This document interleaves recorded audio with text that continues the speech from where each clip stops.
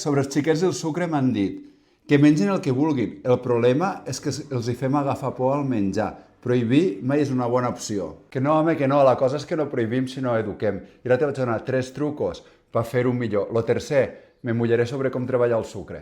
El primer és acostumar-lo a gustos naturals. El peix no va en una barreta rebossada, va normal. La verdura no va en salses i en espècies, també va normal.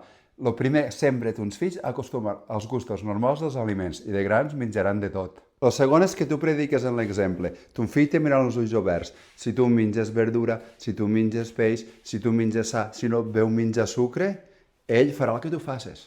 Per tant, tu has de ser l'exemple i ho agrairàs també. I el tercer i últim, sobre el sucre, després de seguir-me, és que, tio, tens clar que el sucre arriba fora, arriba en festius, arriba a casa dels iaios, arriba a les festes de compleanys. Per tant, a casa aprèn a treballar sense sucre. Jo et porto moltes receptes perquè la vida a casa sigui divertida, però que no hi hagi sucre. Que ell vegi que a la vida normal sucre no en mengem. Quan anem a gaudir fora, doncs allí em pot caure una mica. De manera que no prohibim, però eduquem en que a casa se menja sa.